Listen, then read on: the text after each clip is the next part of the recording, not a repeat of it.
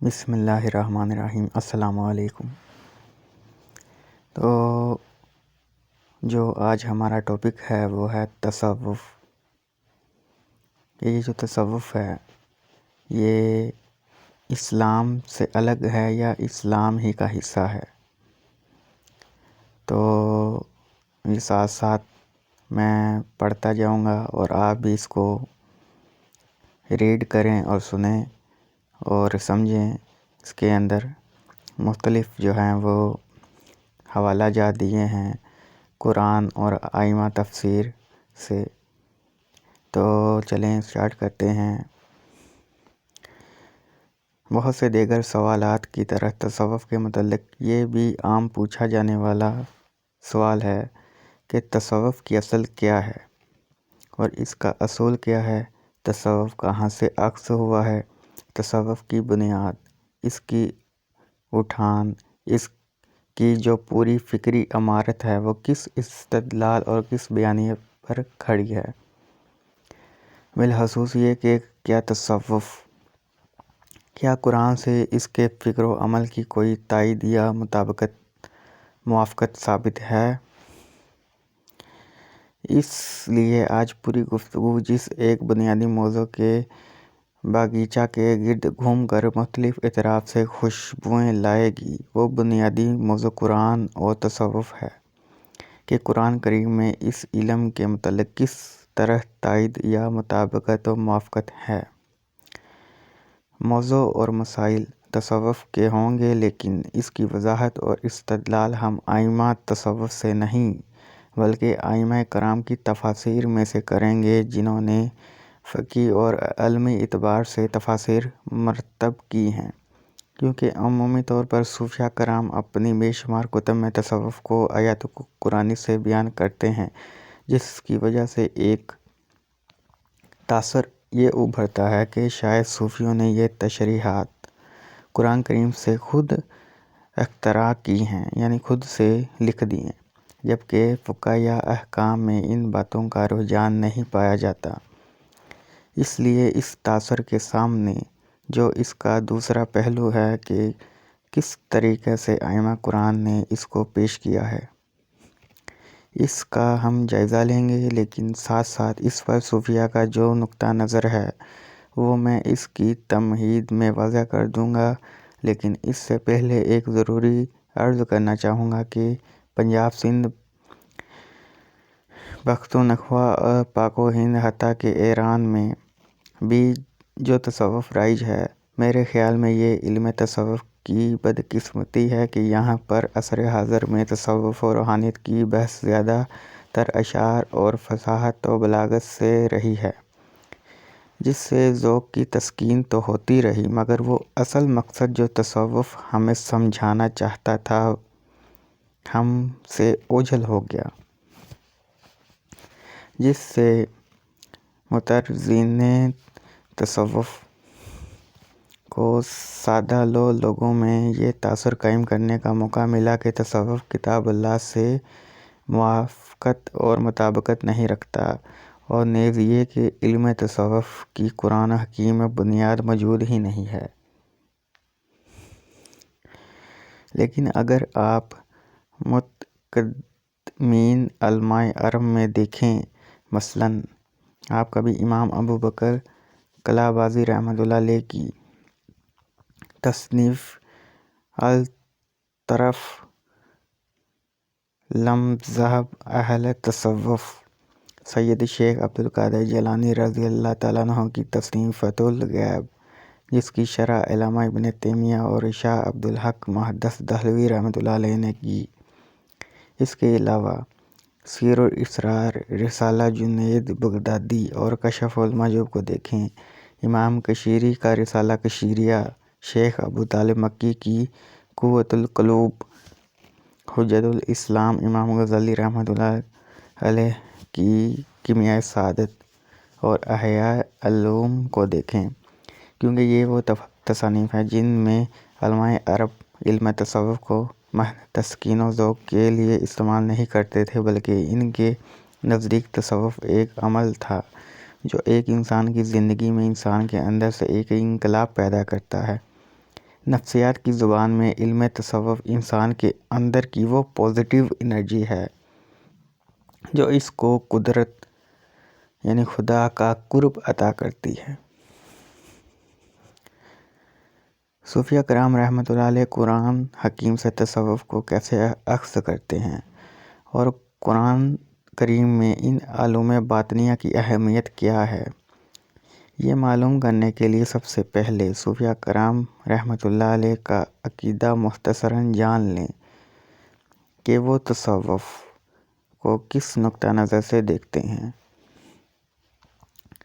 اس لیے میں ان 6 صوفیہ کرام کے اقوال نقل کروں گا جن کا عرب و عجم میں بہت احترام کیا جاتا ہے۔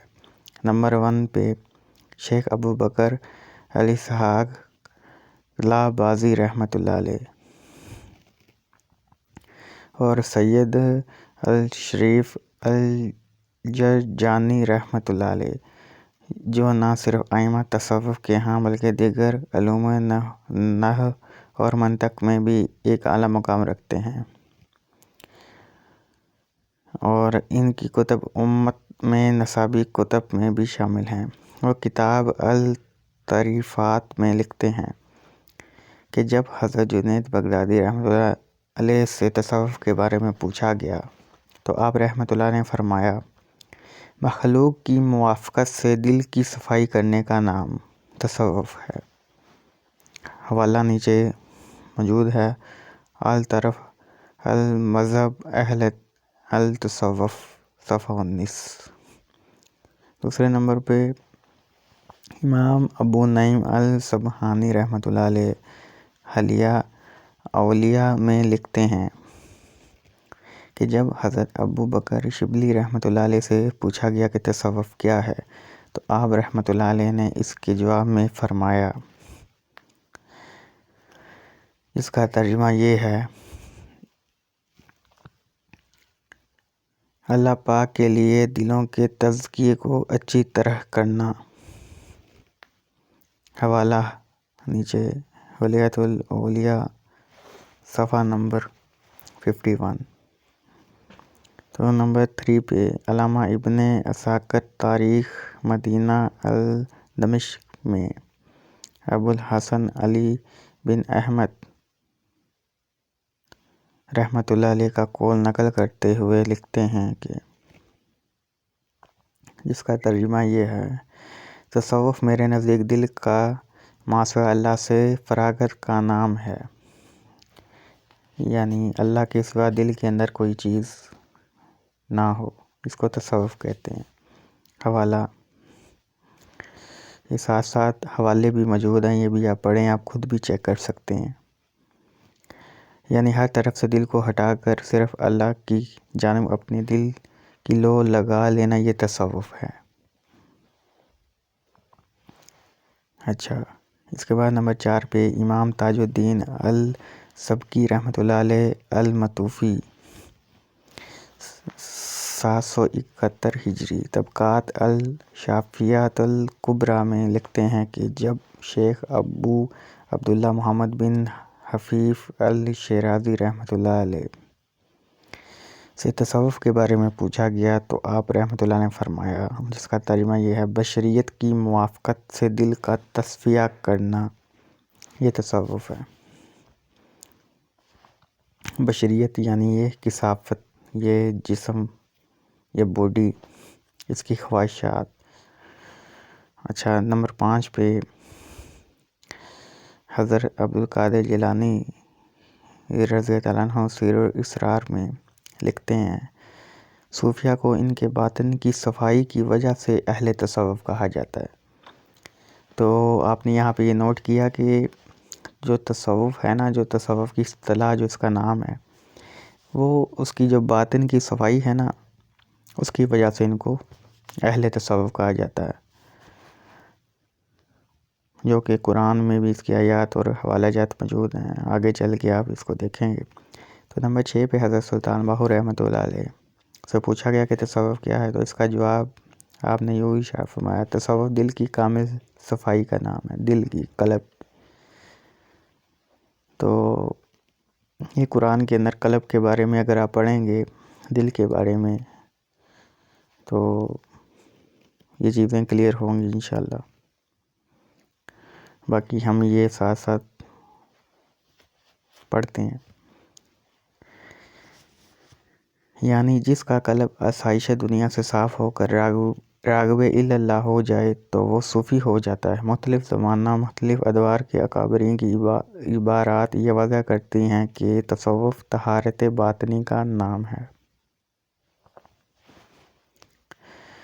آپ فرض کریں کہ صوفیہ کی جانب سے یہ وضاحت قائم کردہ ہے کہ تصوف دل سے کلام کرنے کا علم ہے۔ صوفیہ کے اس نظریے پہ بہت سے سوالات داغے جا سکتے ہیں، بلکہ داغے جاتے ہیں۔ مثلا انسان کیا محض اپنے دل کے اوپر موقف ہے؟ اگر قلب انسانی کو آپ اتنی زیادہ ترجیح دیں گے تو انسان کے دیگر جتنے بھی بشری تقاضے ہیں ان کو آپ کہاں رکھیں گے؟ اور پھر اس سے بھی بڑھ کر یہ سوال پیدا ہوتا ہے کہ کیا انسانی زندگی میں دل کی اتنی اہمیت ہے یا دل کو اتنی فوقیت اور ترجیح دی جا سکتی ہے کہ انسان اپنی پوری زندگی کو دل کی حفاظت پروٹیکشن کے اوپر صرف کرے؟ اور کیا قرآن کریم دل کو اتنا زیادہ اہمیت اور توجہ کے قابل سمجھتا ہے کہ قرآن آپ کو بار بار یہ درس دے کہ تم نے اپنی پوری زندگی دل کی حفاظت کرنے میں گزارنی ہے؟ اگر قرآن نے ایسا کوئی علم حاصل کرنے کی تلقین نہیں کی، پھر تو واقعتاً یہ علم ایک رائگاں مشقت ہے۔ اس کا مطلب یہ ہوا کہ یہ محض لفظی باتیں رہ جاتی ہیں، عمل کی دنیا سے اس کا کوئی تعلق نہیں رہ جاتا۔ مگر آپ جب آنکھ کا بھینگا پن ختم کر کے قرآن میں نظر دوڑاتے ہیں تو اس کے بڑے دلچسپ جوابات قرآن کریم خود ارشاد کرتا ہے۔ 10,000 بلا سوالات کے جواب میں اس موضوع کے پورے ذخیرہ قرآنی سے صرف 9 آیات تلاوت کر کے ان کا مختصر ترجمہ عرض کروں گا، جن سے آپ خود یہ اخذ کر سکتے ہیں کہ قرآن کریم کے نزدیک حیات انسانی میں کیا قلب کی اتنی اہمیت ہے کہ انسان اپنی قلب کی ماہیت پر غور کرے اور اپنے قلب کو علائشوں سے پاک رکھے۔ قرآن کریم اس کے اوپر جو آپ کی رہنمائی کرتا ہے وہ ملاحظہ فرمائے۔ نمبر 1 پہ جو آیت ہے سورہ بقرہ کی 7، اس کا ترجمہ یہ ہے: اللہ نے ان کے اپنے انتخاب کے نتیجے میں ان کے دلوں اور کانوں پر مہر لگا دی اور ان کی آنکھوں پر پردہ پڑ گیا ہے اور ان کے لیے سخت عذاب ہے۔ یعنی جن کے دلوں پر اللہ تعالیٰ نے مہر لگا دی ہے ان کے لیے سخت عذاب ہے۔ فرمان باری تعالیٰ ہے۔ قرآن کی دوسری آیات جو کہ سورہ بقرہ کی 10 ہے اور اس کا ترجمہ یہ ہے کہ ان کے دلوں میں بیماری ہے، پس اللہ نے ان کی بیماری کو بڑھا دیا اور ان کے لیے دردناک عذاب ہے اس وجہ سے کہ وہ جھوٹ بولتے تھے۔ اس کے بعد یعنی جن کے دلوں میں مرض ہے اور اس مرض کی بدولت ان کے اوپر اللہ نے عذاب مقرر کر رکھا ہے، دل کے اندر، قلب کے اندر، یہ قرآن بیان کر رہا ہے۔ تو نمبر 3 پہ آیت ہے قرآن کی سورہ انعام کی 122 آیت ہے، جس کا ترجمہ یہ ہے: بھلا وہ شخص جو مردہ یعنی ایمان سے محروم تھا، پھر ہم نے اسے ہدایت کی بدولت زندہ کیا اور ہم نے اس کے لیے ایمان و معرفت کا نور پیدا فرما دیا، اب وہ اس کے ذریعے بقیہ لوگوں میں بھی روشنی پھیلانے کے لیے چلتا ہے۔ اس شخص کی مانند ہو سکتا ہے جس کا حال یہ ہو کہ وہ جہالت و گمراہی کے اندھیروں میں اس طرح گھرا پڑا ہے کہ اس سے نکل ہی نہیں سکتا۔ اسی طرح کافروں کے لیے ان کے وہ اعمال ان کی نظروں میں خوشنما دکھائے جاتے ہیں جو وہ انجام دیتے رہتے ہیں۔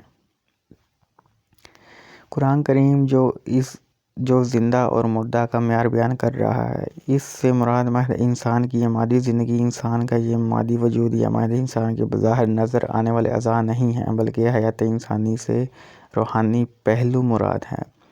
یعنی قرآن کریم کے نزدیک زندگی اور موت کا انحصار محض اس جسد میں سانس ہونے یا نہ ہونے سے نہیں ہوتا، بلکہ اس زندگی اور موت کا انحصار انسان کے حیات قلبی اور حیات باطنی کے اوپر ہوتا ہے۔ اسی آیت کی تشریح میں قاضی ثناء اللہ پانی پتی رحمۃ اللہ علیہ فرماتے ہیں، جس کا ترجمہ یہ ہے، میت سے مراد یہاں پر ایک ایسے جھٹلانے والے کا دل ہے کہ جس کا دل اللہ کی حقانیت سے غافل ہو چکا ہے۔ حوالہ تفسیر مظہری۔ اور زندہ کی تشریح کرتے ہوئے فرماتے ہیں، جس کا ترجمہ یہ ہے، زندہ وہ ہے جس کے دل کو اللہ نے نور ایمان سے زندہ فرما دیا۔ پھر اس کے بعد فرمانے باری تعالیٰ ہے، سورہ توبہ کی آیت 127 میں اللہ فرماتا ہے، اور جب بھی کوئی سورت نازل کی جاتی ہے تو وہ ایک دوسرے کی طرف دیکھتے ہیں اور اشاروں سے پوچھتے ہیں کہ کیا تمہیں کوئی دیکھ تو نہیں رہا؟ پھر وہ پلٹ جاتے ہیں۔ اللہ نے ان کے دلوں کو پلٹ دیا ہے کیونکہ یہ وہ لوگ ہیں جو سمجھ نہیں رکھتے۔ یعنی جو لوگ اللہ تعالیٰ کی آیت یا اس کے پیغام سے اپنے آپ کو پلٹانا چاہتے ہیں اور اس کی تکذیب کی طرف جانا چاہتے ہیں تو اللہ تعالیٰ فرماتا ہے کہ ہم پھر ان کے دلوں کو ہی پلٹ دیتے ہیں۔ اس لیے قرآن کریم نے ہدایت کے فلسفے کو بار بار انسان کے قلب کے ساتھ مشروط کر کے بیان فرمایا ہے۔ سبحان اللہ، وہ سمجھنے کی بات ہے، یہ بہت زیادہ جب غور و فکر کریں گے تو سمجھ آئے گی۔ اس کے بعد اللہ تعالیٰ سورہ کاف کی آیت 28 میں فرماتا ہے، اور اس شخص کی اطاعت بھی نہ کرو جس کے دل کو ہم نے اپنے ذکر سے غافل کر دیا۔ اچھا، ایسا شخص جس کا دل غفلت کی تاریکیوں میں ڈوبا ہوا ہو اور اسے تصفیہ و تزکیہ نصیب نہ ہوا ہو، از روئے قرآن سے ایسے شخص کی پیروی منع ہے۔ قرآن اس شخص سے جو اس کی پیروی کرتا سے منع فرماتا ہے۔ یہاں یہ کہا جا سکتا ہے کہ وہ لوگ جو تصوف کو ضلالت کہتے ہیں، کیونکہ تصوف تزکیہ نفس ہی ہے جو قرآن بیان کر رہا ہے، فی الحقیقت وہ اپنی غفلت قلبی کا اعلان کرتے ہیں کیونکہ وہ خود ضلالت کا شکار ہیں۔ ایسے لوگوں کی پیروی سے بچنا اہل ایمان پہ لازم ہے۔ تو آپ کو سمجھ آ گئی ہوگی یہاں پہ۔ اس کے بعد سورۃ المائدہ کی آیت نمبر 13 میں اللہ تعالیٰ فرماتا ہے، پھر ان کی اپنی عہد شکنی کی وجہ سے ہم نے ان پر لعنت کی اور ہم نے ان کے دلوں کو سخت کر دیا۔ دلوں کی سختی عذاب الہی کے طور پہ بیان کی گئی ہے اور اس آیت میں بطور سزا کے متعارف کروائی گئی ہے۔ پھر اللہ تعالیٰ فرماتا ہے سورۃ الجاثیہ کی آیت 23 میں، کیا آپ نے اس شخص کو دیکھا ہے جس نے اپنی نفسانی خواہش کو اپنا معبود بنا رکھا ہے اور اللہ نے اسے علم کے باوجود گمراہ ٹھہرا دیا ہے، اور اس کے کان اور اس کے دل پر مہر لگا دی ہے اور اس کی آنکھ پر پردہ ڈال دیا ہے، پھر اسے اللہ کے بعد کون ہدایت کر سکتا ہے؟ سو کیا تم نصیحت قبول نہیں کرتے؟ اس آیت مبارکہ کی تفسیر بذات خود ایک الگ موضوع ہے۔ پہلی بات تو یہ فرمائی جا رہی ہے کہ خواہشات نفس پہ قابو نہ ہونا شرک خفی کا باعث ہے۔ تصوف کا پہلا قاعدہ اور اولین سبق ہی ضبط نفس ہے۔ یعنی آپ جتنے بھی اولیاء کرام کو، ان صوفیہ کرام کو پڑھیں گے نا، تو وہ کہتے ہیں نفس امارہ جو ہے، نفس کو قابو کرنا، تو یہ اس کی بات ہو رہی ہے۔ دوسری بات یہ کہ اگر باطن صاف اور پاک نہیں ہے تو محض علمیت کے بل بوتے پہ گمراہی سے نہیں بچا جا سکتا۔ ذرا ان الفاظ کو غور سے دیکھ لیں۔ علم کے ساتھ ساتھ باطن کا تزکیہ و تصفیہ بھی ضروری ہے۔ جس کا کان اور دل پر مہر لگا دی جائے اور آنکھوں پہ پردے پڑ جائیں اور وہ گمراہی میں مبتلا ہو جائے تو وہ دل نور الہی سے قطعی طور پر محروم ہو جاتا ہے۔ پھر اللہ تعالیٰ قرآن میں سورہ حج کی آیت 46 میں فرماتا ہے، تو کیا انہوں نے زمین میں سیر و سیاحت نہیں کی کہ شاید ان کے کھنڈرات کو دیکھ کر ان کے دل ایسے ہو جاتے جن سے وہ سمجھ سکتے، یا کان ایسے ہو جاتے جن سے وہ حق کی بات سن سکتے؟ تو حقیقت یہ ہے کہ ایسوں کی آنکھیں اندھی نہیں ہوتی، لیکن دل اندھے ہو جاتے ہیں جو سینوں میں ہیں۔ ٹھیک ہے، سیدھی وہاں پہ قرآن جو ہے نا اس قلب کی باطن کی طرف اشارہ کر رہا ہے۔ پھر اللہ تعالیٰ قرآن میں سورہ الاعراف کی آیت نمبر 179 میں فرماتا ہے،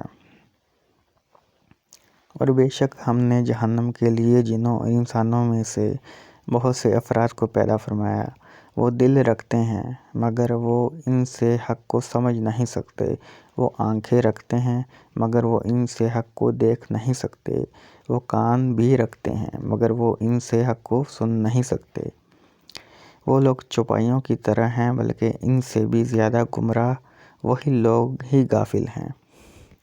ٹھیک ہے، ان تمام آیات مبارکہ میں ہمارے سامنے بنیادی مقدمہ ایک تمہید کے طور پر یہ کھلتا ہے کہ اہل تصوف جو پاکیزگی قلب کو اتنی زیادہ اہمیت کا حامل قرار دیتے ہیں، اس سب کے پیچھے جو فلسفی یا نقطہ نظر کار فرما ہے وہ قرآن کریم نے کھول کر بیان کر دیا ہے، جو آپ کے سامنے آیات تلاوت فرمائی گئی ہیں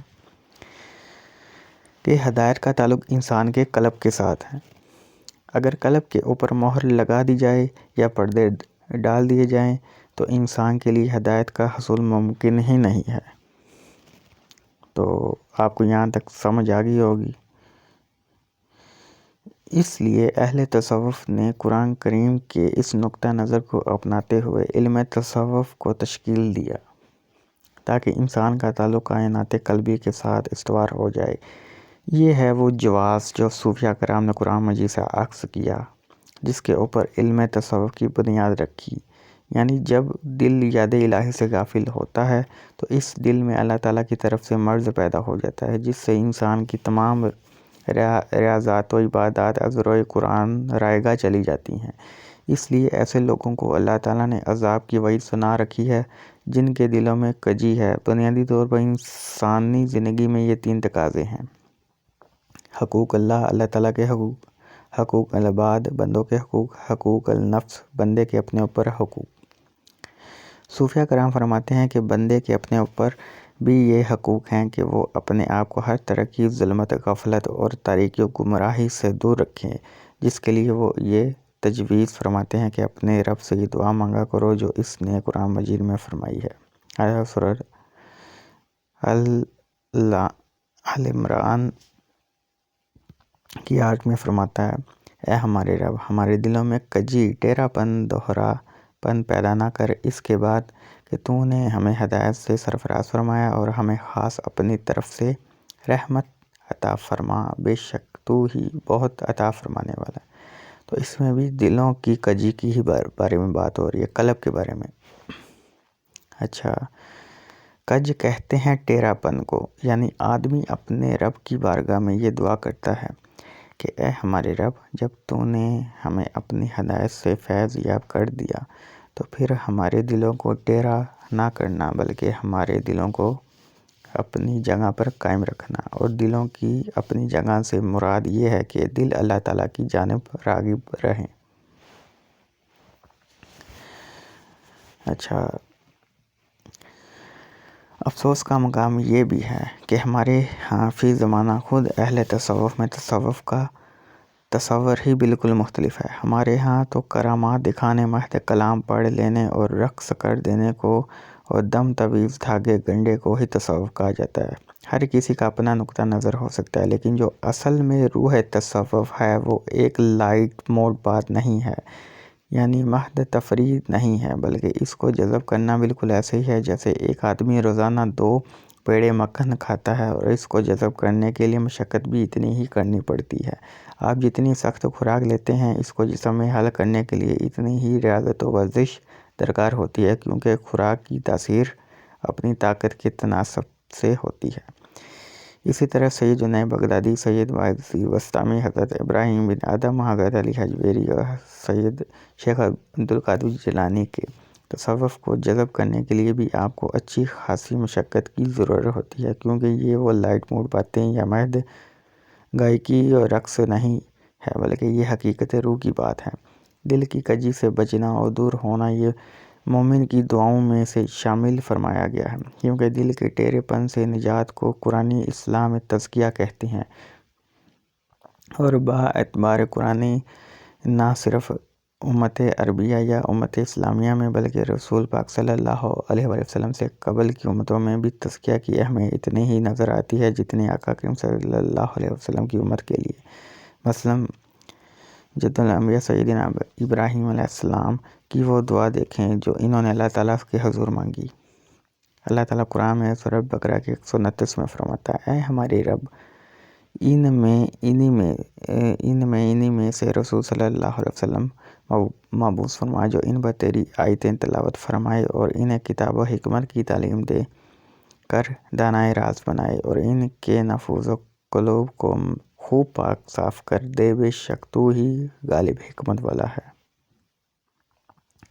اصطلاح قرآنی میں قلب کی صفائی کو تزکیہ کہتے ہیں۔ امام قرطبی رحمۃ اللہ علیہ تفسیر قرطبی میں جو احکام کی تفاسیر میں شمار کی جاتی ہیں میں اس کی وضاحت کرتے ہوئے فرماتے ہیں، یزکیہم، جس کا ترجمہ یہ ہے، یعنی آپ صلی اللہ علیہ وسلم ان کے قلوب کو ایمان کے ساتھ نہایت پاکیزہ کر دیتے ہیں۔ یہ حوالہ نیچے موجود ہے، آپ خود بھی چیک کر سکتے ہیں۔ گویا دلوں کو نور ایمان سے مکمل طور پر پاکیزہ کر دینا تزکیہ کہلاتا ہے۔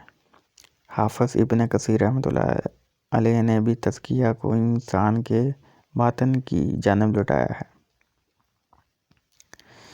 جس کا ترجمہ یہ ہے، یعنی رسول مکرم صلی اللہ علیہ وسلم اپنے غلاموں کو اخلاق رذیلہ اور نفوس کی گندگی اور جاہلیت کے افعال سے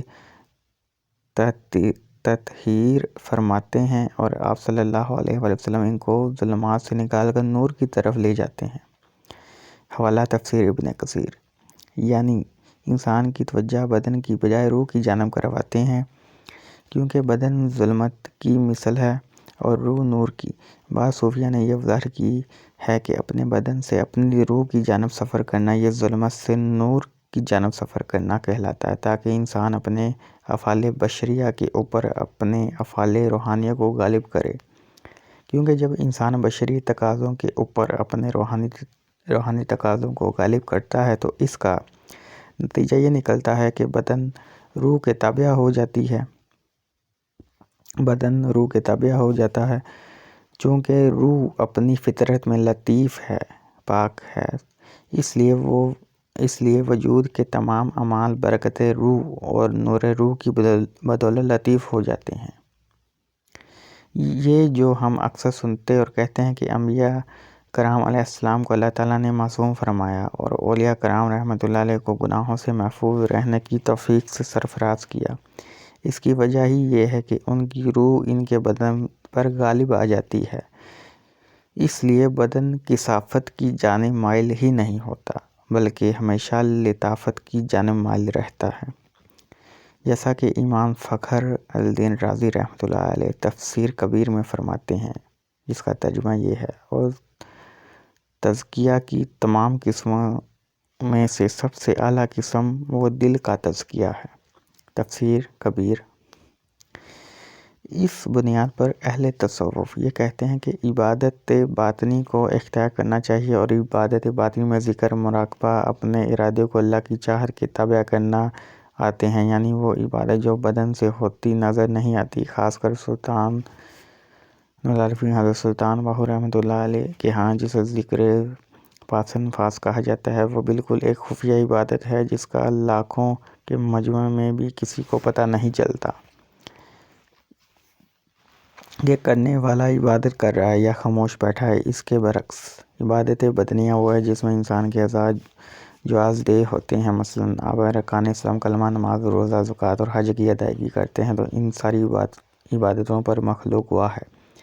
اس لیے صوفیہ ادائیگی فرائض کے بعد عبادت باطنیہ پر زیادہ زور دیتے ہیں، کیونکہ ان عبادات میں مخلوق کی بجائے فقط اللہ تعالیٰ کی ذات گواہ ہوتی ہے۔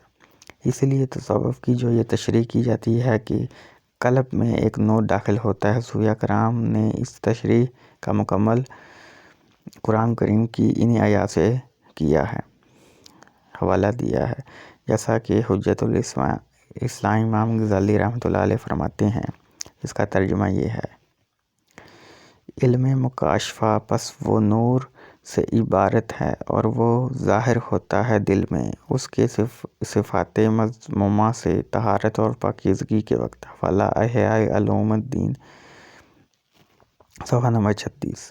یعنی جب انسان کے ظاہر اور باطن سے تمام گناہ جھڑ جاتے ہیں، پھر علم مکاشفہ ایک نور کی صورت میں آدمی کے قلب میں اپنا اظہار کرتا ہے۔ اب آئیے اگلے سوال کی جانب کہ قرآن کریم سے یہ کیسے ثابت کیا جا سکتا ہے کہ انسان کے دل میں کوئی ایسی چیز رکھ دی جاتی ہے جس کو امام غزالی اور دیگر صوفیاء علم مکاشفہ کہتے ہیں؟ کیا انسانی دل میں وقتاً کوئی ایسے فضائل موجود ہیں جس کے بارے سلطان العارفین حضرت سلطان باہو فرماتے ہیں کہ دل دریا سمندرو ڈونگے کون دلاں دیاں جانے، وچے بیڑے وچے جھیڑے وچے ونج مہانے ہوں، 14 طبق دلے دے اندر تمبو واکو تانے ہوں، جو دل دا محرم ہوئے باہو سوئی رب پہچانے ہوں۔ یہاں ایک قابل فکر بات کی جانب آپ کی توجہ دلوانا چاہوں گا کہ ہمارے معاشرے میں آج کل تعصب کی بنیاد پر مختلف قسم کی مہریں اسٹیمپس عام ہو گئی ہیں کہ جب دل کیا کسی کی پشت پر مشرک کی مہر لگا دی، کافر کی مہر لگا دی، اسی طرح مختلف قسم کی مہریں لگا دی، کیونکہ ایک دوسرے کے مسائل کو سمجھ کر ایک دوسرے کے ساتھ بیٹھ کر بات کرنے کی ہم نے کبھی ضرورت ہی محسوس نہیں کی کہ اگر ہم اپنے مسلمان بھائی کو دائرہ دین سے خارج کر رہے ہیں تو کم از کم اس کی بات تو سنیں کہ وہ کہتا کیا ہے۔ اس لیے آپ میری بات سے اختلاف تو کر سکتے ہیں، آپ کو پورا حق بھی ہے، لیکن آپ اس کا رد نہیں کر سکتے، کیونکہ جو شخصیات بھی تصوف کی پیرادار رہیں یا اس کو ارتقا بخشنے والی رہیں، ان کے تقویٰ، خلوص و یقین پر پوری امت میں سے کسی کو کوئی شک نہیں ہے۔ اس لیے ہمیں بھی یہ سمجھنا چاہیے کہ وہ ہمیں سمجھانا کیا چاہتے ہیں، اور وہ جو سمجھا رہے ہیں اس کو اخذ کہاں سے کرتے ہیں۔ مثلا جب امام غزالی علم مکاشفہ کو علم نور کہتے ہیں تو ہم فوراً اس کو نور خداوندی سے تشبیہ دیتے ہیں اور کہتے ہیں کہ یہ شرک ہے، شرک، تم مشرک ہو گئے ہو، نور تو صرف اللہ تعالیٰ کی ذات ہے، جبکہ تم علم مکاشفہ کو نور کہتے ہو۔ خدا کے بندو، ترمذی شریف کی حدیث ہے، حضرت ابو سعید خدری رضی اللہ عنہ کے حضور نبی کریم صلی اللہ علیہ وآلہ وسلم نے فرمایا: مومن کی فراست یعنی دور اندیشی سے ڈرو، کیونکہ وہ اللہ کے نور سے دیکھتا ہے۔ یہ حوالہ سنن الترمذی کتاب التفسیر القرآن۔ اب قرآن کریم اس بات کی شہادت دیتا ہے کہ کیسے علم مکاشفہ کو مومن کے اوپر منکشف کیا جاتا ہے۔ قرآن کریم پڑھ کر تو دیکھیں، ارشاد بڑی تعالیٰ ہے۔ اللہ تعالیٰ سورہ انعام کی 125 آیت میں فرماتا ہے: بس اللہ جس کسی کو فضلاً ہدایت دینے کا ارادہ فرماتا ہے تو اس کا سینہ اسلام کے لیے کشادہ فرما دیتا ہے۔ یعنی اللہ تعالیٰ اپنی رحم و شفقت سے خوش ہو کر جس بندے کو ہدایت کے لیے چن لیتا ہے تو اس کے سینہ کو اسلام کے لیے کشادہ فرما دیتا ہے۔ ایک شرح صدر وہ ہے جو اللہ تعالیٰ نے آقا علیہ السلام کے لیے بیان فرمایا،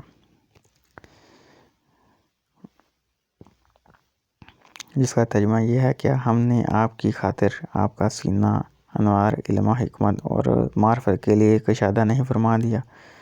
الشرح کی آیت 1 میں حوالہ ایک وہ ہے جو موسیٰ علیہ السلام فرماتے ہیں کہ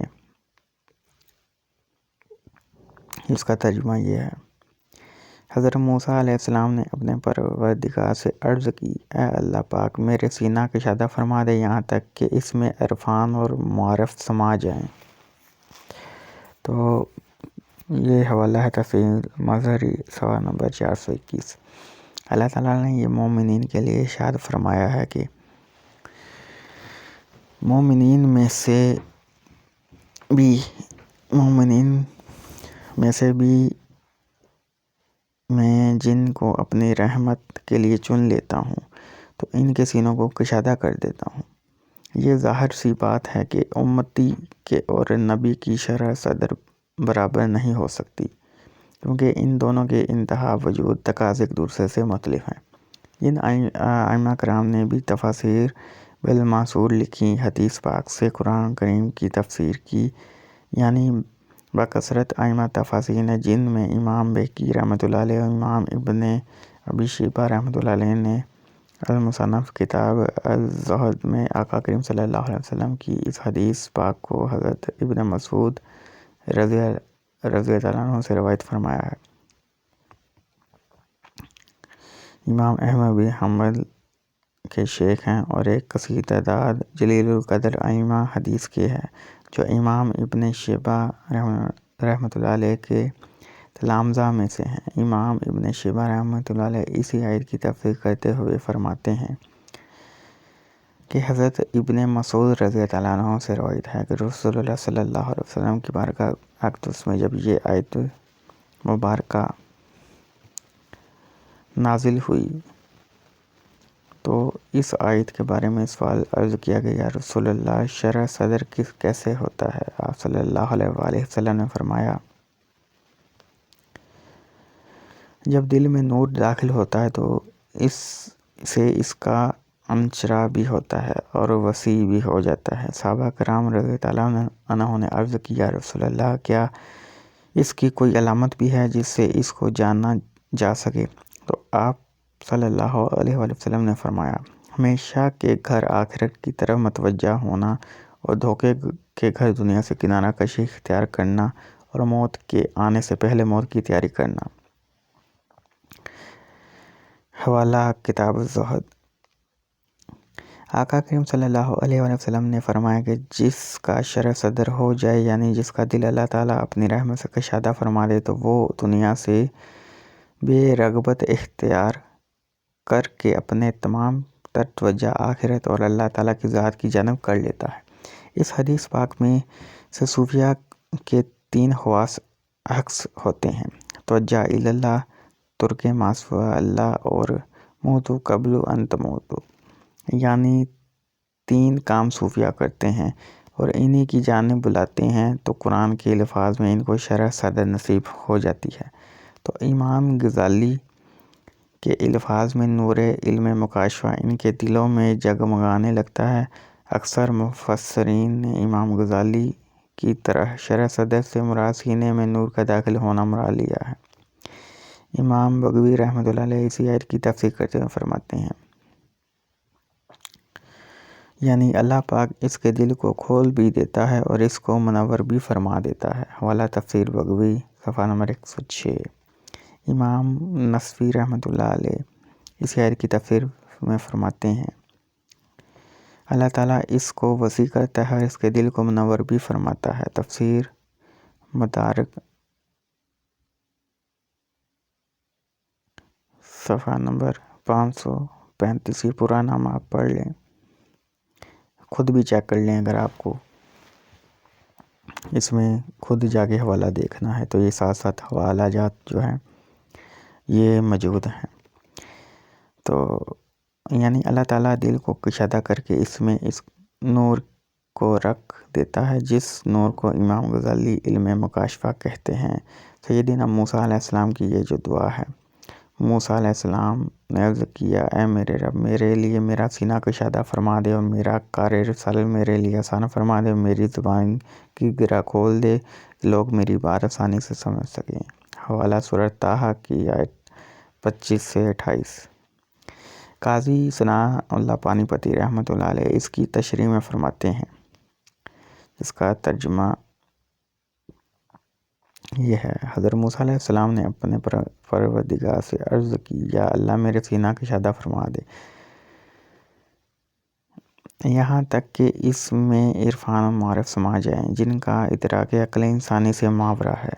اور ان ادراکات میں سے ایک درک یہ بھی ہے کہ اللہ تعالیٰ کے سوا کوئی انسان کسی بھی چیز کے نفع نقصان پہنچانے کی قدرت نہیں رکھتا۔ جب اللہ پاک موسیٰ علیہ السلام کا شرح صدر فرماتے ہیں تو آپ کے قلب اقدس سے فرعون اور اس کے لشکریوں کا خوف نکل جاتا ہے۔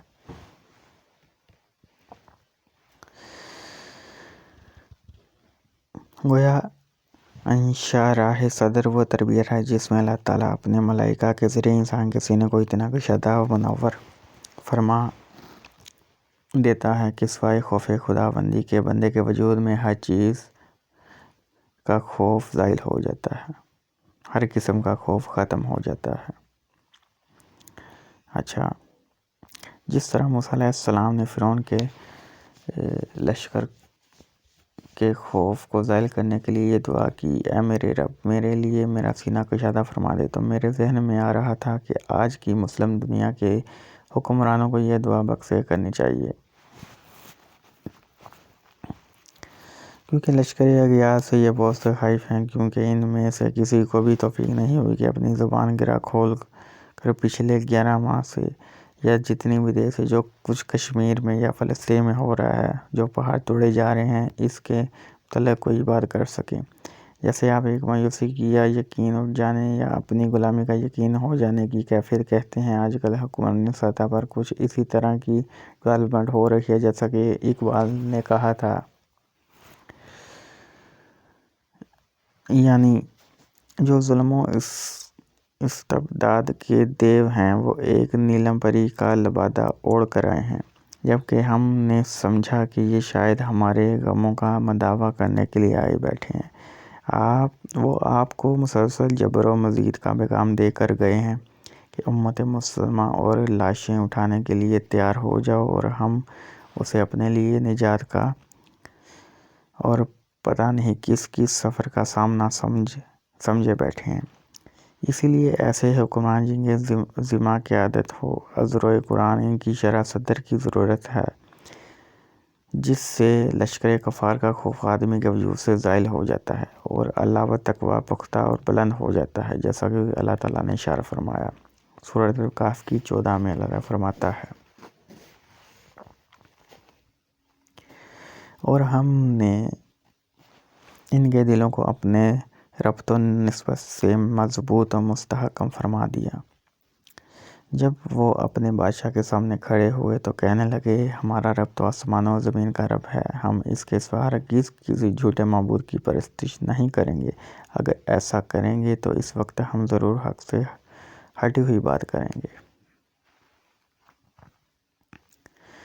امام بغوی رحمۃ اللہ علیہ اس کی شرح میں لکھتے ہیں،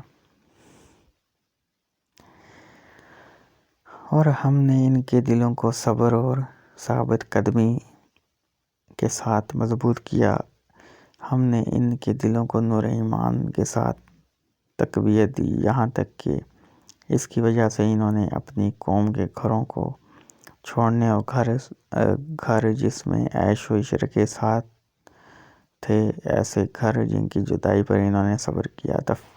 تفسیر بغوی۔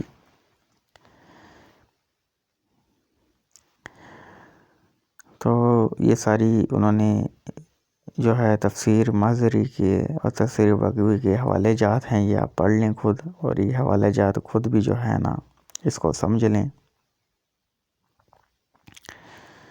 ٹھیک ہے۔ یہ آپ خود بھی کچھ پڑھیں اس کے اندر، ایسے ویڈیوز جو ہے وہ بہت زیادہ لمبی ہو گئی ہے، تو ہم جو ہے لاسٹ میں جا کے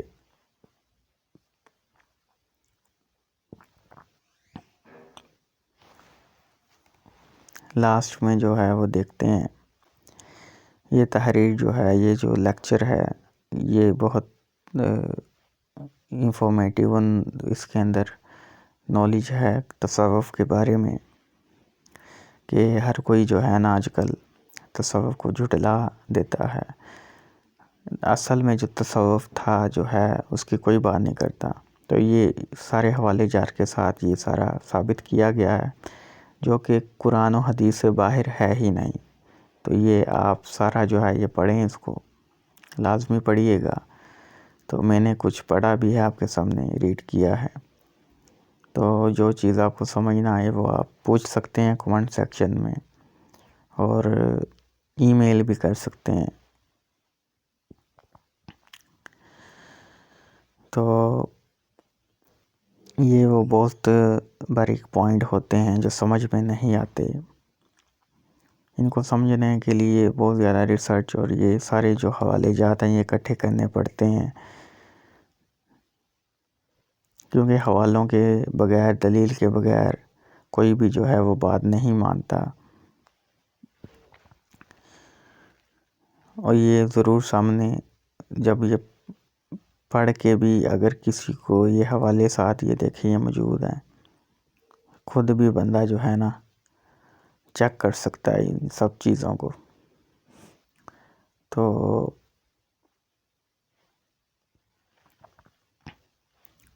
بیسیکلی جو اولیاء کرام ہیں، صوفیہ کرام ہیں، یہ اسی اصلی تصوف کی ہی بات کرتے آئے ہیں اور قیامت تک کرتے رہیں گے.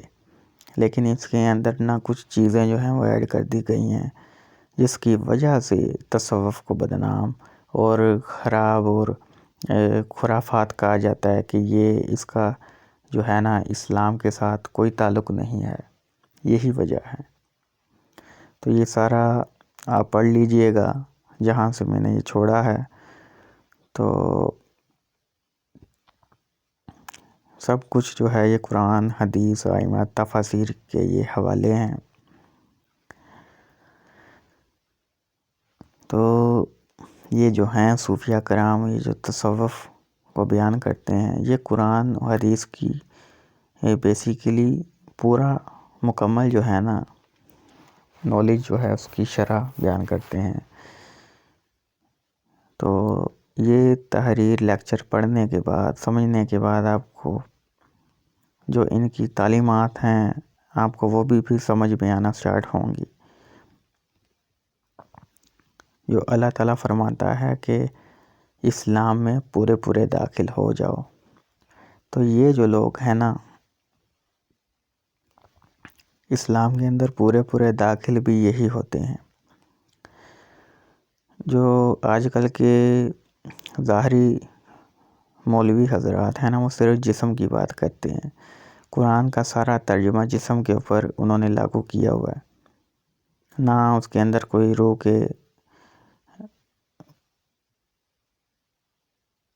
کے جو اعمال ہیں انسان کے قلب کے، جو قرآن سب سے زیادہ بیان کرتا ہے، اس کو کوئی سامنے لاتا ہی نہیں ہے، نہ کوئی سمجھتا ہے اس کو اصل میں بات کیا ہے، حقیقت کیا ہے. تو یہ وہی اولیاء کرام ہیں جو اس کو بیان کرتے ہیں. تصوف کی جو کہ تزکیہ نفس کہلاتا ہے. اسی لیے یہ نفس کے سب سے پہلے نفس کو ضبط کرنے کی بات کرتے ہیں، کیونکہ قرآن بھی اس کی گواہی دیتا ہے کہ جو نفس ہمارا ہے یہ انسان کو برائی سکھاتا رہتا ہے. ٹھیک ہے. پھر جب وہ پاک ہوتا ہے تو نفس امارہ سے نفس لوامہ، پھر نفس ملہمہ ہے، پھر وہ نفس مطمئنہ تک جاتا ہے. تو اس کے بارے میں قرآن بھی فرماتا ہے کہ اے نفس مطمئنہ لوٹ اپنے رب کی طرف. پھر وہ جو نفس مطمئنہ ہے وہ جب پاک ہوتا ہے وہ پھر اپنے رب کی طرف لوٹتا ہے. تو جو اپنے ظاہری اور باطنی وجود کا تزکیہ کر لیتا ہے، پاک ہو جاتا ہے، اصل میں وہی انسان ہوتا ہے، مسلمان ہوتا ہے جو اسلام میں پورا داخل ہوتا ہے اپنے ظاہری اور باطنی وجود کے ساتھ. تو آپ یہ ساری جو ہے وہ ریڈ کر لیں. جو چیز سمجھ میں نہ آئے وہ آپ پوچھ سکتے ہیں. اچھا، تو یہاں سے آپ تھوڑا سا لاسٹ میں پڑھتے ہیں. اگر تصوف کے ماخذ کو سمجھنا ہے تو پہلی بات اپنے ذہن میں قائم و دائم کرنے کے ہر وہ طریق کو فکر جسے اللہ کی کتاب رد کرتی ہے۔ تصوف اور اہل تصوف اس کے حامی نہیں ہو سکتے، لیکن مسائل کا حل کرنے میں صوفیہ کا طریق مختلف ہو سکتا ہے۔ جس طرح سائنس کے مختلف اہل مذہب اور اہل الحاد مختلف زاویے سے دیکھتے ہیں، سائنس کے قوانین تو وہی ہیں، لیکن دیکھنے کے زاویے میں فرق آ جاتا ہے۔ بڑے کھلے دل سے یہ اعتراف کیے بغیر چارہ نہیں ہے کہ پچھلی ان صدیوں میں، یعنی ہمارے زوال کے زمانے میں، بعض صوفیوں نے نہیں بلکہ متصوفین نے، بلکہ حضرت داتا گنج بخش علی حجویری رحمۃ اللہ علیہ کی اصطلاح میں جسے وہ متصوف کہتے ہیں، ایک صوفی ہوتا ہے جو پریکٹیکل ہوتا ہے، ایک متصوف ہوتا ہے جو علم تصوف جانتا ہے مگر صوفی نہیں ہوتا، اور تیسرا متصوف ہوتا ہے جس کے پاس نہ علم ہوتا ہے نہ حقیقت ہوتی ہے، اس نے فقط مال کمانے کے لیے تصوف کا لبادہ اوڑھ رکھا ہوتا ہے۔ تو دیکھیں یہاں پہ بہت پوائنٹ کی بات ہے، یہ تصوف کے جنہوں نے لبادہ اوڑھا ہوتا ہے نا، یہ بدنام کرتے ہیں ان اولیاء کرام کو، صوفیاء کرام کو، جو صحیح کہہ لیں اصلی اور نقلی کی پہچان جو ہے۔ اور وہ علم جلال ہی بس جب صوفیاء کرام کے سینوں میں سے جاتا رہا تو اقبال نے فرمایا،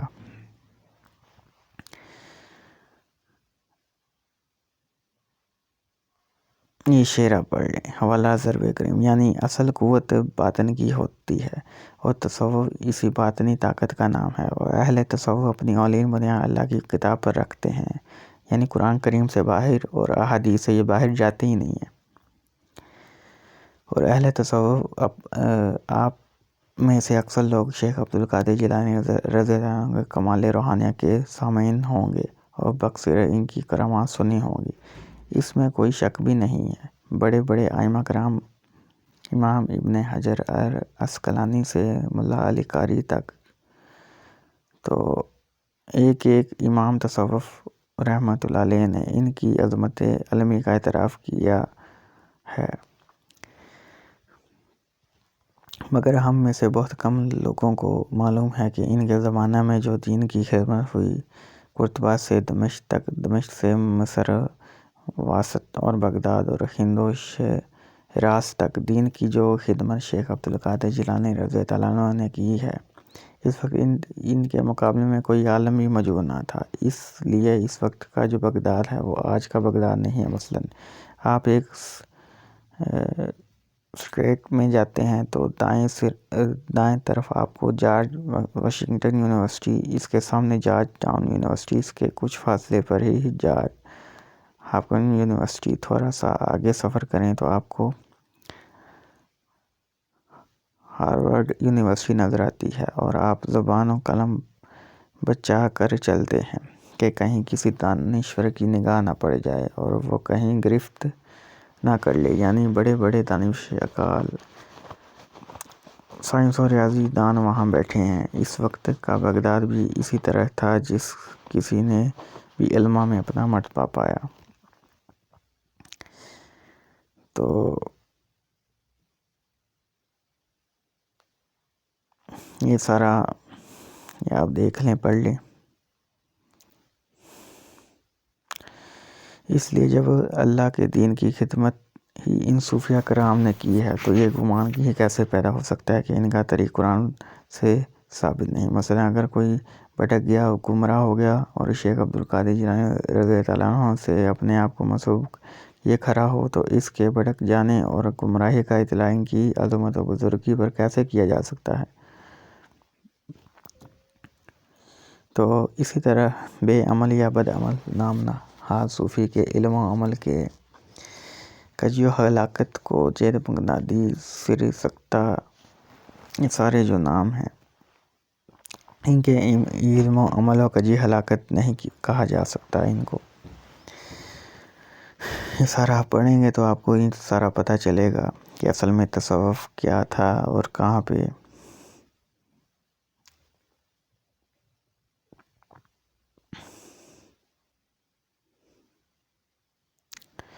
تو میرے بھائیو، یہ چاروں شخصیات امام غزالی، شیخ عبدالقادر جیلانی، شیخ اکبر، امام محی الدین ابن عربی اور حضرت مسجد الافسانی رحمۃ اللہ علیہ صوفیہ سے تعلق رکھتے ہیں۔ یہاں سے اندازہ لگانا مشکل نہیں ہے کہ دین کو زندہ کس نے کیا ہے۔ یاد رکھیں، آج کے بے عمل صوفیہ کی جہالت، تنگ نظری اور رسوم و رواج کو علم تصوف پر منطبق نہیں کیا جا سکتا، کیونکہ تصوف کا ماخذ اللہ کی کتاب و نبی کریم صلی اللہ علیہ وسلم کی سنت مبارکہ ہے۔ بعد ایسے مسائل ضرور ہیں جن پر وہ شطحات کا حکم دیتے ہیں کہ یہ ان کی شطح یا سکر کی کیفیت میں شامل ہے، یعنی جس وقت وہ حالت سکر و فنا میں ہیں۔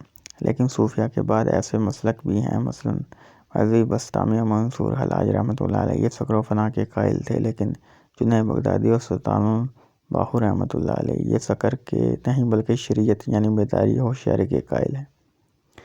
اسی لیے علم تصوف اور اس کے نتیجے، اس کے جتنے بھی مسائل ہیں، وہ فقط اور فقط اللہ تعالیٰ کی کتاب قرآن حکیم اور رسول صلی اللہ علیہ وسلم کی سنت مبارکہ سے ثابت ہیں۔ اللہ تعالیٰ کی پاک بارگاہ میں دعا ہے کہ اللہ تعالیٰ ہم سب کا حامی و ناصر ہو اور ہم سب کو عمل کی توفیق عطا فرمائے۔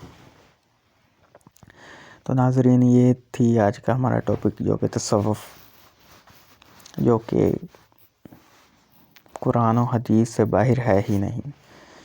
تو یہ حوالہ جات سے یہ ثابت کیا گیا ہے۔ اگر پھر بھی کسی کو اس کے بارے میں نہیں سمجھ آئی تو وہ مزید ریسرچ کر سکتا ہے اور